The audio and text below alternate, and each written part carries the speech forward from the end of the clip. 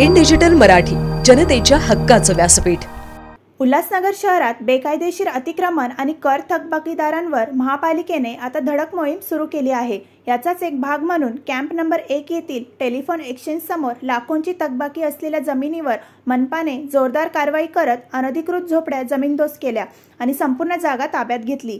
ही कारवाई महापालिकेच्या कर विभागाच्या प्रमुख नीलम कदम यांच्या नेतृत्वाखाली करण्यात आली। सदर जागा खासगी मालकीची असून संबंधित मालकाने मालमत्ता कराची थकबाकी रक्कम न भरल्याने अखेर मनपाने कायदेशीर कारवाईचा मार्ग स्वीकारला। या कारवाई दरम्यान नोडल अधिकारी गणेश शिंपी, सचिन वानखेडे आणि अनधिकृत बांधकाम विभागाचे अधिकारी व कर्मचारी मोठ्या संख्येने उपस्थित होते। महापालिका अधिकाऱ्यांनी दिलेल्या माहितीनुसार या जमिनीच्या मालकाला सप्टेंबर महिन्यातच नोटीस पाठवण्यात आली होती। त्यामध्ये ठराविक मुदतीत कर भरण्याचा इशारा देण्यात आला होता।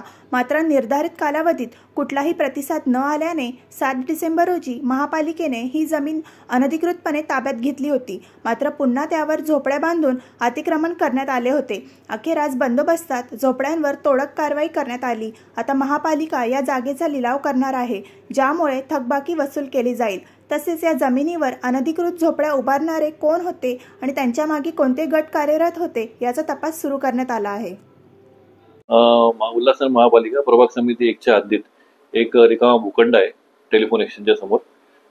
त्या भूखंडाचे जे धारक आहेत त्यांनी महापालिकेच्या मालमत्ता कराचा भरणा केलेला नाही, त्यामुळे तो भूखंड मालमत्ता कर विभागाने अटकावणे केलेला आहे। तर मालमत्ता कर विभागाने सदर भूखंडाची अटकावणी केल्यानंतर सदर ठिकाणी झोपड्या बांधण्यात येत असल्याचे निदर्शनास आले। जागा बळकवण्याचा प्रकार चालू होता, त्यामुळे ते मालमत्ता कर विभागाने आमच्या निदर्शनास आणून दिले।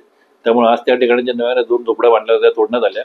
तसेच अजूनही त्या ठिकाणी झोपड्या आहेत, त्यांची नावं घेऊन ती कोणी बांधल्यात, कधी बांधल्यात त्याची चौकशी करण्यात येत आहे आणि त्याच्यावर पण पुढे नियमानुसार कारवाई करण्यात येईल। हा जो एक सदरचा भूखंड आहे, जो अनधिकृत बांधकाम विभागामार्फत त्याच्यावर कारवाई करण्यात आलेली आहे। ऍक्च्युली सप्टेंबरमध्ये त्याला वॉरंट देण्यात आलेला आहे थकबाकी असल्यामुळे, मालमत्ता कराचा त्यांनी भरणा केला नसल्यामुळे।